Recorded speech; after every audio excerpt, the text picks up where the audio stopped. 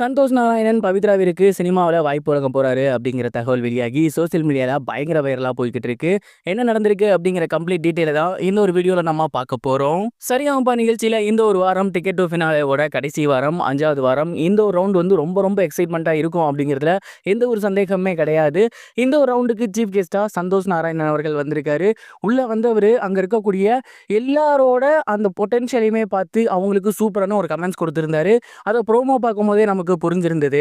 குறிப்பா சந்தோஷ் நாராயணன் பவித்ரா அவர்கள் பாடினதுக்கு அப்புறம் ரொம்பவே எக்ஸைட்மெண்ட் ஆகியிருக்காரு. பவித்ரா உங்ககிட்ட நேச்சுரலாவே அந்த ஒரு வாய்ஸ் வந்து இருக்கு. சார் வந்து நிறைய தடவை சொல்லியிருக்காரு, இந்த ப்ரோக்ராமை பார்க்குறப்பலாம் வந்து நான் பார்த்துருக்கேன். பட் ரியலா வந்து நீங்க பாடுறதை கேட்கும்போது உண்மையிலேயே அது வந்து ஒரு கிராமத்து ஃபீலை வந்து அப்படியே தருது. உங்க வாய்ஸ்ல இந்த பொட்டன்ஷியல் இருக்கு. கண்டிப்பா நீங்க மிகப்பெரிய அளவில் வருவீங்க. இன்னும் சொல்ல போனா என்னோட படத்துல கண்டிப்பா நான் வந்து உங்களுக்கு ஒரு சான்ஸ் தரேன். நீங்க சினிமாவில் பாடுறீங்க அப்படிங்கிற மாதிரி சொல்லியிருந்திருக்காரு. அண்ட் இந்த ஒரு வார்த்தையை சந்தோஷ் நாராயணன் அவர்கள் சொன்ன உடனேயே ஒட்டுமொத்த அரங்கமுமே பயங்கரமா வந்து கரகோஷத்தை எழுப்பியிருக்காங்க. அதுக்கப்புறம் ஜட்ஜஸ்லாம் கூட வந்து ரொம்ப பெருமையா பவித்ரா அவர்களை பத்தி ஷேர் பண்ணியிருக்காங்க. சந்தோஷ் நாராயணன் அவர்கள் மேலும் என்ன சொல்லியிருந்தாரு அப்படின்னா, உண்மையிலேயே வந்துட்டு நான் நல்லா பாடுறவங்க, கஷ்டப்படுறவங்களுக்கு வாய்ப்பு கொடுப்பேன், உங்களுக்கு நான் தரேன். இதற்கு முன்னாடி அறிவு வந்து இதே மாதிரி தான் நல்ல திறமையோட இருந்தாரு, அவருக்கு வாய்ப்பு தந்திருக்கேன். அதே மாதிரி வைக்கம் விஜயலட்சுமி அவர்கள் அம்மாலாம் வந்து இப்போ சூப்பரான ஒரு சிங்கரா இருந்துட்டு இருக்காங்க. அவங்கள மாதிரியே பிற்காலத்தில் நீங்களும் ஒரு மிகப்பெரிய சிங்கர் ஆவீங்க, அதில் எந்த சந்தேகமும் கிடையாது.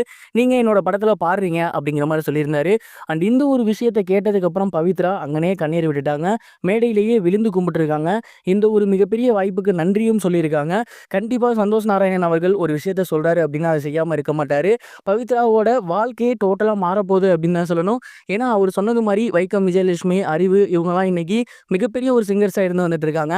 அதே மாதிரி பின்னாடி பவித்ராவும் மிகப்பெரிய ஒரு சிங்கரா மாற போறாங்க அப்படிங்கிறதுல எந்த ஒரு சந்தேகமும் கிடையாது. இது ஒரு புறம் இருக்க சூப்பர் ஸ்டார் ரஜினிகாந்த் அவர்களோட அடுத்த படத்தை சுந்தர்சி அவர்கள் இயக்க போறாரு அப்படிங்கிற தகவல் வெளியாகி இருந்துச்சு இல்லையா? அதோட அஃபிஷியல் அனௌன்ஸ்மெண்ட் சமீபத்தில் வெளியாகி இருக்கு. அதுல மிகப்பெரிய ஒரு ட்விஸ்ட் என்ன அப்படின்னா, கமலஹாசன் சாரோட ப்ராஜெக்ட்டுக்கு முன்னாடி குயிக்கி ப்ராஜெக்டா தான் இந்த ஒரு ப்ராஜெக்ட் இருக்கு அப்படிங்கிற மாதிரி சொல்லியிருந்தாங்க. பட் சமீபத்தில் வந்து அஃபிஷியல் அனௌன்ஸ்மெண்ட்ல தெரிய வந்திருக்குது, கமலஹாசன் அவர்கள் ப்ரொடியூஸ் பண்ண, அவர் ஒரு முக்கியமான கேமியோ பண்ண ரஜினிகாந்த் அவர்கள் சுந்தர்சி காம்போல பண்ண போறாராமா. இந்த ஒரு விஷயம் வெளியானதுக்கு அப்புறம் சோசியல் மீடியால பயங்கர வைரலா போய்கிட்டு இருக்கு. நிறைய பேர் வந்து என்னப்பா இப்படி ஆகிருச்சு, ஏன்னா லோக்கி பண்றேன்னு சொல்லிட்டு இருந்தாங்க, அப்புறம் நெல்சன் பண்றேன்னு சொல்லிட்டு இருந்தாங்க, ரஜினி சாரும் கமல் சாரும் ஒன்றும் நடிக்க போறாங்கன்னு சொல்லிட்டு இருந்தாங்க. அப்ப அதெல்லாம் கிடையாதா, கமல் சார் ஒரு கேமியோ தான் பண்ண போறாரா அப்படிங்கிற மாதிரி மிகப்பெரிய ஒரு கேள்வி இருந்திருக்கு.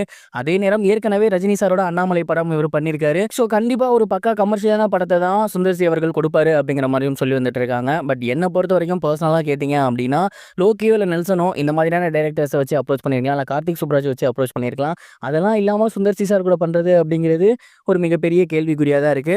பொறுத்திருந்து பார்ப்போம் இந்த ப்ராஜெக்ட் எப்படி வரப்போகுது அப்படின்னு.